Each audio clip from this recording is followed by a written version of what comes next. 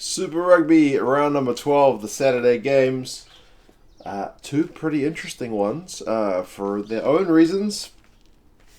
I will start with the first one, let's not hesitate. The Crusaders hosting the Sharks, and it's a 21-all draw. I don't think many people picked that one coming. I think I saw before this one about 2% of people had picked the Sharks to win. So I would imagine even fewer imagined a draw between these two teams. Although, as they mentioned during the game, the Sharks are one of the teams with a better record when travelling in Super Rugby. So I remember a few years ago, the Sharks had a red card for most of the game, and they still managed to get a win down in Christchurch. So I guess if any team was going to put up a fight, it was the Sharks. I think they just need to play all their games away from now on because they seem to play a lot better when doing so. It started off with Cohen Bosch hitting the post from a penalty. When you look at that scoreline, you think that's pretty costly, although if he kicked that penalty, all the flow-on effects of the game would have changed, so you never know. But he didn't make a mistake on 8 minutes, so made it 3-0. Although the Crusaders kind of kicked into gear. Come 11 minutes, Taylor got his try, the TMO had a look at it, and that was 7-3. So at that point, it looked like the Crusaders were just going to do their thing. Especially when it was confirmed that the Sharks hooker Van Vuren wouldn't be coming back on. Van Vuren? So Aka van der Merwe pretty much had to play the whole game. And their line-out was not on song. Bosch got another penalty from a scrum penalty, made it 7-6. And then on 31 minutes, it's kind of another moment, especially given the scoreline. You look back at this and wonder. 31 minutes, the Sharks have a line out 5 meters out from the Crusaders line, and they just stuff up the throw. Like Aka van der Merwe seems to blame the guys for not being able to hear the call, but either way, he seemed to almost throw it on the Crusader side. It was well low. I don't know what the throw was supposed to be. It was absolutely terrible, so they blew that. They did a few minutes later get a penalty to take the lead, made it 9-7, but imagine if they'd scored a try. Could have been different. 37 minutes, there was a bit of handbags. The game, to be fair, had been a bit scrappy with penalties, handling errors and whatnot. The Crusaders coaching staff said at halftime that the ball was a lot wetter than they had thought. So there must have been a fair bit of dew out there because, yeah, it was evident with the errors in the game. And then again, another Sharks error before halftime in that the Sharks get a penalty and they don't find touch with it. So a few things. Again, if the Sharks get beaten by 20 points, nobody looks back on it, or if they win by 20, you don't look back on it. But because it was such a close game, there's a few moments where the Sharks, yeah, you're going to have to be almost flawless to get a win down in Christchurch, and that, I guess, were a few flaws in that game. Second half, I should say the Crusaders knocked on just before halftime as well, so they weren't up to their normal standards either. Second half, Sharks get a penalty again from a scrum, make it 12-7. Fussy has a good sliding kick, I suppose. He almost does a soccer-style kick, sliding to stop Severis kind of running down a chip through, so kind of committed defence there. Bosch kicks a penalty, a breakdown penalty, makes it 15 points to 7, and at that point, you're still kind of wondering, Crusaders always come better in the second half, but the Sharks are more than one try up. So how's this one going to go? You still got to think the Crusaders are going to do it. And then, sure enough, Mitch Hunt kicks a penalty like for touch, and it somehow goes above Cohen Bosch's head because he doesn't kick it out on the full. It bounces into touch. The Crusaders get pretty lucky with that one. The Sharks' maul defense does hold. And then the Crusaders win a scrum penalty, and then from there, Goodhue gets his try, makes it 14-15. Again, you're assuming, all right, here's where the Crusaders are going to kick into gear and they're going to roll over them. Not to be, because Bosch kicks his penalty, makes it 18-14. Aka van der Merwe does some kind of amazing little kick of his own, chases it through, shows a good bit of gas, but then gives away a penalty of his own, which was disappointing. Bosch misses a long penalty on 72 minutes, but then kicks one a couple of minutes later, makes it 21-14. And then from there, Nkosi has a try-saving tackle, but the Crusaders had advantage, so they go back. It's a 5 meters out, it's advantage, it's phases, it's a quick tap, it's advantage. I thought the ref lost control of the game a little bit at the end. Like at one point, the Crusaders had advantage. I think they lost the ball, and then the Crusaders going for a quick tap, and the ref's like, wait, wait, wait, and then they just keep going, and he's like, oh, all right, just keep going. If you're gonna say wait, wait, then it should be stop until I'm ready to say you can go for whatever reason. I don't know. Maybe he wanted to give the Sharks a warning, but I don't know. I just felt he was a bit lost in that kind of moment, just in those last few minutes. Hunt gets his try, makes it 19 points to 21, and then kicks a conversion ice cold, despite the guys coming in to charge down. Never looks in any doubt. 21 apiece. It is a draw. It's 3 tries to 7 penalties, all converted for the Crusaders. So yeah, very hard team to beat, but good on the Sharks for getting close. Crusaders didn't look themselves in this one.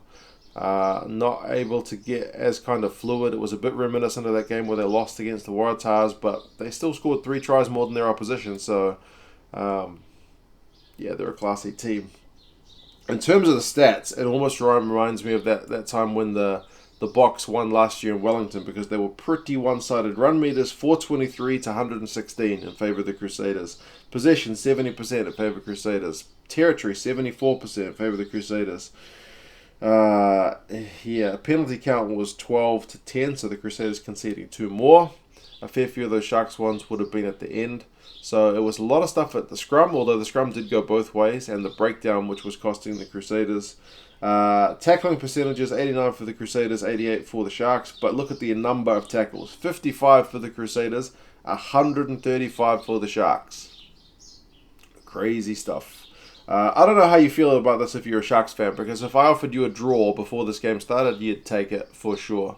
Pretty much anyone would take a draw in Christchurch, but the fact that they were up with the 80-minute mark, when that came up, and then they managed to draw it, perhaps not quite as sweet a pill to swallow. So, I think the line-out was costly for the Sharks, 69% to the Crusaders, 100%. And the goal kicking, 100% for the Crusaders, 78% for the Sharks. So missed opportunities for the Sharks. A bit of an off week for the Crusaders, but they still managed not to be beaten. That is testament to how good that side is. Crusaders travel to South Africa next to play the Bulls. Their tour is going to be interesting, especially if the Bulls can get a win in their Saturday game tonight. And the Sharks travel away to play the Chiefs. If you know the Sharks, because they've had a good win, a decent win over in Australia, a good draw against the Crusaders, they will probably play terribly next week because you're starting to think they're good. That seems to be the way the season is going, but who knows? Maybe not. Either way, a draw, and it was entertaining. So, bit of drama. Neither side's going to be happy with the draw, but hey, both sides deserve something out of the game. Oh, I talked about that for too long. The next one, the Reds and Sunwolves. Another good game, in that there were a lot of lead changes in this game. I think I counted at least 6 before I went to bed, because I didn't finish this game, but I'll get to that in a minute. Parker kicks a penalty. He's good like that, isn't he? Makes it 3-0 for the Sunwolves. The Sunwolves hold out the first real Reds attack, which I thought was kind of crucial. And then he kicks another penalty, does Parker, makes it 6-0. Higgity kicks one, makes it 3-6. So at that point, it's still scrappy. The ref calls both captains in after like 10 minutes and says, both of you are offside, both of you are slowing the ball down. Get your act together, because, this is not the way we want to play. But he said, I think the ref said he didn't want to be like the central point of the game or something like that, but he still ended up kind of being like that with the way that the refereeing calls, I guess, ended up. Higgity got a try after Higginbotham got an intercept and a beautiful offload, made it 8-6 because the conversion hit the post. But then Masariwa makes a break and just somehow managed just to drop the ball clean. Like, that guy's been having a good season, but it wasn't his best outing. He was literally just running. I think he might have kneed the ball himself, but nobody around him. He just drops the ball. Had it in one hand. What happened then? Gerhard van den Heever scored his try from a Parker kick through. That was a great conversion from the sideline, made it 13 points to 8 to the Sunwolves. So again, this is what I'm talking about, back and forth. Mikami gets a yellow card for kind of slowing the ball down, I think maybe killing it off at the breakdown for the Sunwolves. And then they get on a warning for a second yellow card. The ref says, you're already down to 14 men. It'll be 13 if you don't stop giving away penalties. Warns the Sunwolves. But then the Sunwolves front up with a big scrum win. Some huge D. So, again, I'm kind of thinking maybe this is going to be the Sunwolves' night. They seem to be fronting up at the right times. But then, just to kind of put doubts back in things, Masareba comes back on. He wasn't the guy yellow carded, but he ended up sitting out because it was a prop that was in the bin. So for all the scrums, he had to go off to be replaced. So he comes back on and then immediately gets yellow carded. I'm pretty sure it's because at a breakdown when the Sunwolves were under pressure, he just kind of flicked it out with his hand. So it was cynical and it was stupid. It was a pretty poor yellow card to give away because it wasn't a situation where the Reds are definitely going to score here unless I do this. So, yeah, it was cynical and, the Reds, I can't read my notes. They had a maul. The ball doesn't come out, so the Sunwolves managed to hold them out. Then it goes into halftime. Sure. Sunwolves are in the lead. Second half starts. Tupou gets his try after Karevi line break.